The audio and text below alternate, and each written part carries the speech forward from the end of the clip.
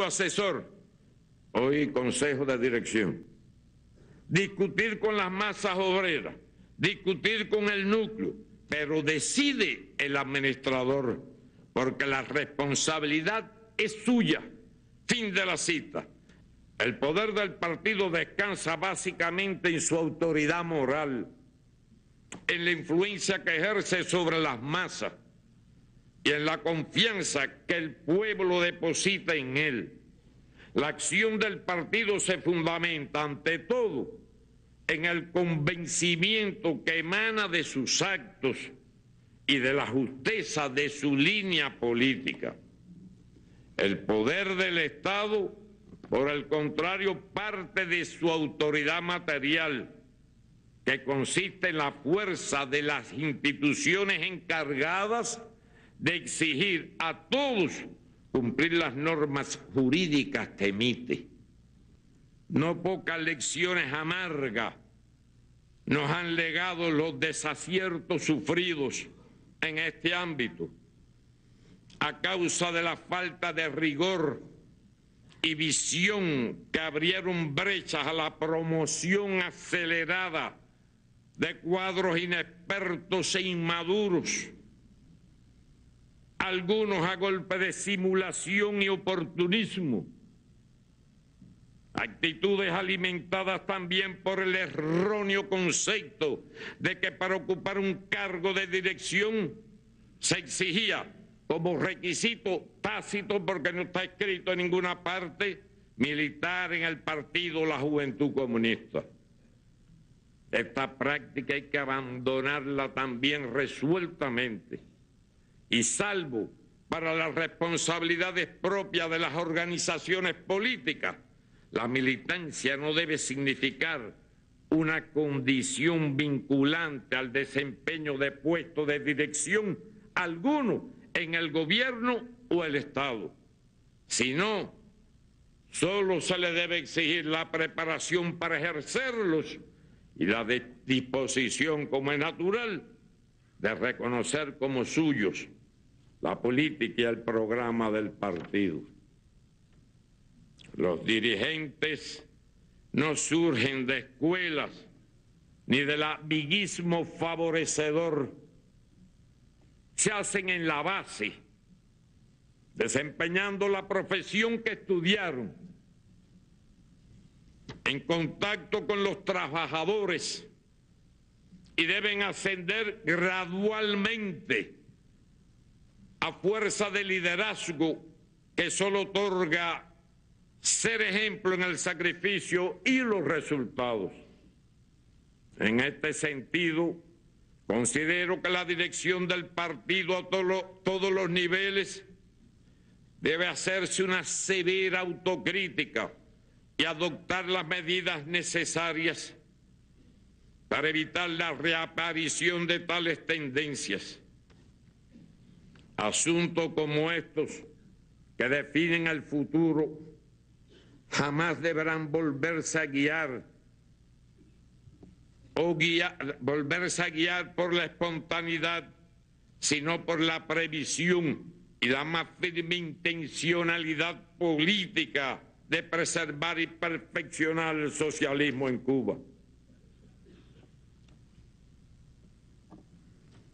A pesar de que no dejamos de hacer varios intentos para promover jóvenes a cargos principales, la vida demostró que no siempre las elecciones fueron acertadas.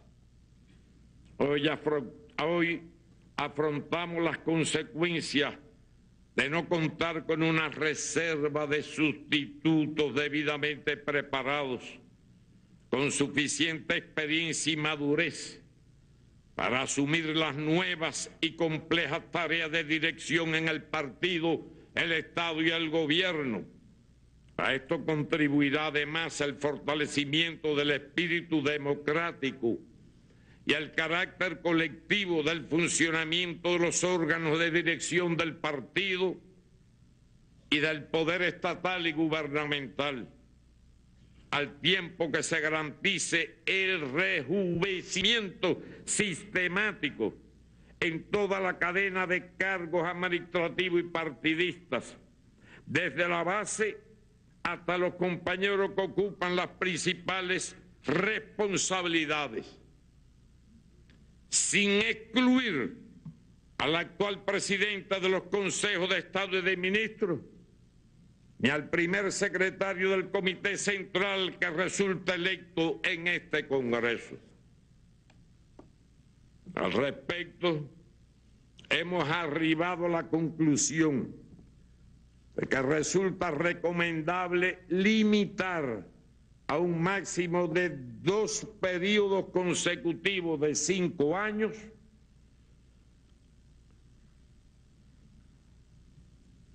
el desempeño de los cargos políticos y estatales fundamentales. Ello es posible y necesario en las actuales circunstancias, bien distintas a las de las primeras décadas de la Revolución, aún no consolidada y por demás sometida a constantes amenazas y agresiones.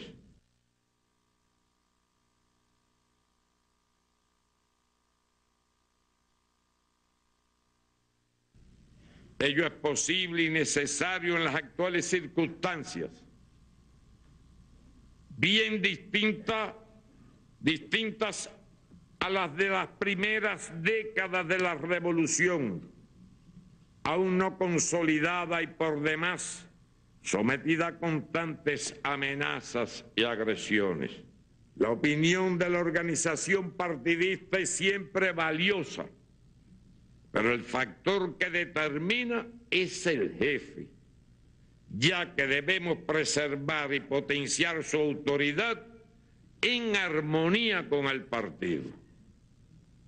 Eso no es ningún invento, ni vamos a hacer ningún experimento. En las Fuerzas Armadas eso es así. Lo único que en las comisiones de cuadro opinan todos, desde el jefe hasta el más reciente incorporado. Y el que tiene una discrepancia o no está de acuerdo con algo que apoyó la mayoría, solicita poner en el acta: no estoy de acuerdo con este nombramiento, y que se eleve al mando superior, quiere decir al nivel superior. No quiere decir que todos los hagan, pero está establecido y algunos hacen el uso correcto de eso. Y hay de aquel que intente pasarle la cuenta a un discrepante, que ha sucedido, porque se le cae en primer lugar el carnet del partido, después se le cae un grado independientemente de los que tenga, y además demovido un cargo inmediato inferior si es que no para en un tribunal militar. Y a pesar que la piedra angular de una construcción y dirección de una Fuerza Armada es el principio del mando único, eso no quiere decir que cada cual, por grado, estrella que tenga en sus hombros, pueda hacer lo que le dé la gana. En cuanto a la vida interna, tema que del mismo modo remitimos al análisis de la conferencia, pensamos que debemos meditar a los efectos contraproducentes de viejos hábitos, que nada tienen que ver con el papel de vanguardia de la organización en la sociedad, entre ellos la superficialidad y formalismo con que se desarrolla el trabajo político ideológico, la utilización de métodos y términos anticuados que no toman en cuenta el nivel de instrucción de los militantes, la realización de reuniones excesivamente extensas y con frecuencia dentro de la jornada laboral, que debe ser sagrada en primer lugar para los comunistas, y con agendas muchas veces inflexibles, indicadas por el organismo superior, sin diferenciar el escenario en que se desarrolla la vida de los militantes, las frecuentes convocatorias a actividades conmemorativas formales con discursos más formales todavía, y la organización de trabajos voluntarios en los días de descanso, sin contenido real ni la debida coordinación, generando gastos y difundiendo el disgusto y la apatía entre nuestros compañeros.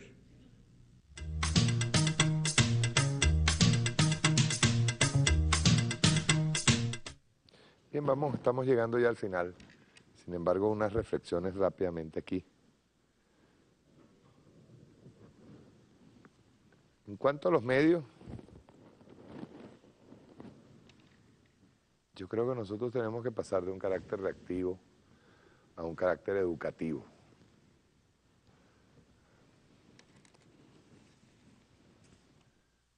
¿Cómo educativo? Por ejemplo, si ellos sacan una frase fuera de contexto, nosotros explicar detenidamente al pueblo, explicarle qué es lo que está ocasionando esa frase que fue sacada de contexto y explicarlo debidamente. En el caso venezolano, vuelvo a repetir, yo voy a los paralelismos.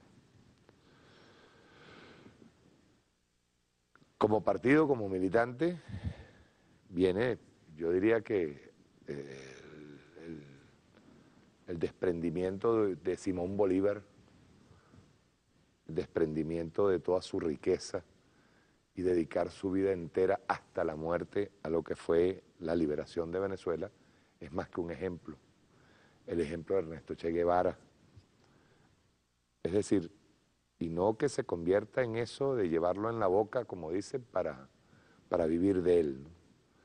Estamos hablando de disciplina, trabajo, desprendimiento crístico, porque si algo nosotros tenemos la suerte, es de contar con, yo diría que el ejemplo más claro, que es el del comandante Hugo Chávez, todos los días trabajando, todos los días pregonando lo que es la revolución, todos los días haciendo su trabajo educativo, pedagógico, que es respaldado por su desprendimiento a todo lo, incluso hasta su vida privada. Es el trabajo, disciplina, trabajo, y ese desprendimiento que Chávez nos muestra todos los días. Indudablemente eso conlleva a tener que escuchar al pueblo, sufrir sus angustias y no sufrirlas por sufrirlas como una especie de política a seguir para ganar adeptos,